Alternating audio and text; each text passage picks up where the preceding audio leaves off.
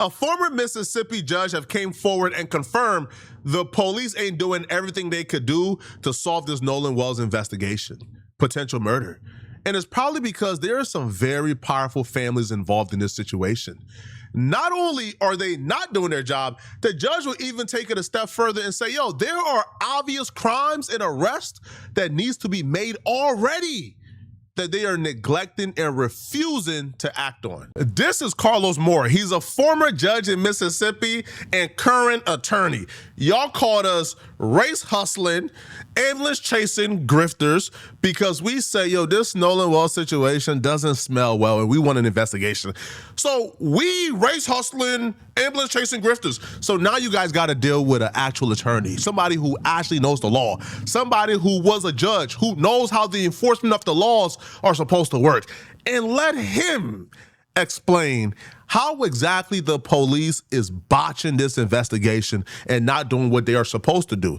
Now, as you listen to him, ask yourself this: if Nolan Wells was any other race, let's not even say white, if Nolan Wells was any other race, do you think this investigation will be going how it's going right now? Hello, friends. Come on in. I'm Judge Carlos Moore. Judge Carlos Moore. Man, say it one time for him, man. Judge who? Say it one time for him, man. Judge who? Hello, friends. Come on in. I'm Judge Carlos Moore. This brother dropped a 40-minute masterpiece going at the police for their 1 hour of investigation before they said no foul play. Now, he broke down why there should be people in cuffs in jail fighting a bond right now while this case is being investigated. And he broke down the exact crimes they have already committed. This is all very suspicious activity. We know that based on an audio recording and some video that Nolan Wells can be heard saying, give me my freaking keys. Excuse me, give me my freaking phone. And there's been two different versions. Some say he said, give me my freaking phone, or some say he said, give me my MF phone. Regardless, he was asking or demanding his phone. Someone had his phone who did not have permission to have his phone. So the first thing I see, the simplest thing I see, is who had his phone and why. And was that theft of the phone? Sometimes we look at the largest case, we try to get to murder, but the person that took his phone committed a crime right there. There are witnesses to who took that phone. This is what we're talking about, man. This is how it looks like when somebody really wants to solve something. This is how it looks like if somebody really cares. This is how it looks like when there's a concerted effort to figure out what happened. You know what you don't do? You don't say, hey, do y'all want to talk? Nope, we ain't got nothing to say. IG deleted, phones off. We don't got nothing to say. Mama's a judge. Mama said don't talk. We good. Okay, cool. Hey, man, there's nothing, we didn't find nothing wrong. No, right? You get down to the bottom of this, man. If Nolan Wells was any other race, we're not even going to say white. You know why we're not going to say white? Right? Because when we say white, now it's race hustling. When we say white, now it's grifting. So if Nolan Wells was any other race and his friends, now we're going to say black now, if his friends were black, because we know how they do us. If Nolan Wells was any other race and his friends were black, you don't think if that video comes out of Nolan Wells screaming, give me back my phone, what y'all doing?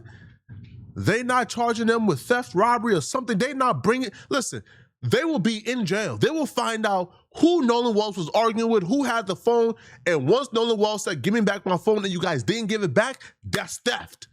If those kids were black, they'll be in jail right now. Ain't it funny the police forget how to make people rat? They forget how to make people squeal. They forget the art of turning somebody into a rat when it comes to Nolan Wells. They've been doing it to us for centuries. Should we tell you guys what y'all gameplay is? Y'all gameplay has always been, if you're trying to get somebody to squeal, if you're trying to get somebody to tell on something that took place in the neighborhood, come and pick them up on a Friday on something petty. And you make sure to pick them up at 4 p.m. on a Friday so they can sit in jail for the longest. Sit in jail all weekend long. You see a judge on Monday, the judge let you out on bond, and then pick them up again in 2 weeks on something very petty and have them sit in jail again for another weekend. And you rinse and repeat until they squeal. These are sheltered kids who've never been in trouble or been in jail. Sit in jail for a weekend will make them start telling you guys what we want to know. But because, again, these are powerful kids with powerful parents, nah. Now, the judge would also describe another crime that would allow the police to bring multiple people in. Now, the phone thing, probably one person, but the person that probably had the phone, who knows? So the phone thing is just one person. Now, the judge would also describe another crime that could be used damn near as a RICO. You bring all of them in that was at that Horn Island on these charges and make them tell on each other. If an affidavit is signed, an arrest warrant could be signed by a judge in Mississippi to go after that person that had that phone unlawfully. We know, based on his own words, Nolan Wells' words while he was alive, he did not give whoever had that phone permission to have that phone. So was that theft? I think if an affidavit is signed, if it was presented to me when I was a judge, I would have signed an arrest warrant for the person for theft of that phone, based on what I've heard. It'd have to be an affidavit format, but if it was presented to me in affidavit format from law enforcement, I would sign the arrest warrant for, at least at this point, theft of the man's phone. We know who had it. We know who didn't report it to the family. The family had to go find it, and we know that Nolan Wells said give it back to him, and evidently it was not given back to him. Why was that?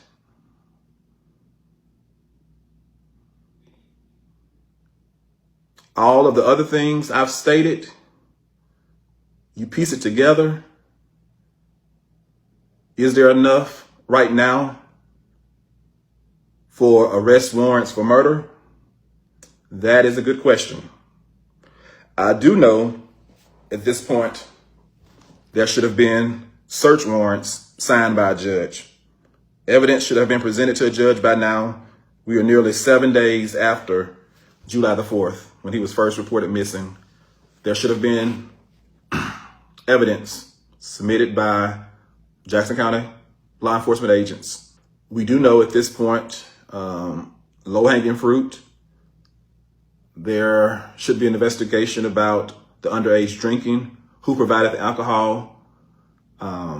Those individuals could be immediately arrested based on if there was any sworn testimony presented to a judge. I believe a judge could immediately sign an arrest warrant for those who provided the alcohol to underage individuals. There were a couple hundred people on that island. Nobody saw nothing. Nolan drowned and nobody saw it. Nobody saw anything happen to Nolan. Nobody saw Nolan leave the island. Nobody. Some people know something. That underage drinking thing, because they were, like Nolan and his friends were under 21. There were multiple kids, that probably 100 plus under 21. Well, you get to find out, okay, who brought the liquor to the island? Who in Nolan's friend group brought liquor? Because even if you're under 21, you can still get charged with underage drinking by providing liquor to underage people, even if you're under 21. Okay, which one of Nolan's friends in that friend group brought the liquor? Okay, cool. You had liquor in your hand and you passed the beer to your homie? Okay, cool, you going too. They'll probably get you about 20 plus arrests. Once you got about 20 plus people in, I can already tell you now from covering rap cases, we've never seen a case where more than 5 people where everybody kept it solid. We've never seen it. 5 plus people, they squilling. But these are the things we're supposed to be focusing on. These are the things we're supposed to be talking about. But instead, they want to ignore all of this. Even the man said, yo, the police ain't even applied for search warrants yet. Just the very fact that a missing person who ended up dead phone is found on that boat or found in your possession, oh yeah, that right there is probable cause for us to do a search warrant of that house to find if anything else belonging to Nolan is in that house. That hasn't even been done yet. A judge has not even been approached yet in regards to this Nolan Wells investigation. Something fishy is going on here and it doesn't smell Right. But instead of people focusing on this, instead of people focusing on what really matters, you got people like Jason Whitlock, who's doing 2-hour plus live streams talking about how the family don't deserve to be getting money from the public. I'm appalled, bro. Y'all are disgusting. They have launched a GoFundMe for in loving memory of Nolan Xavier Wells. They're up to about $650,000 on this GoFundMe.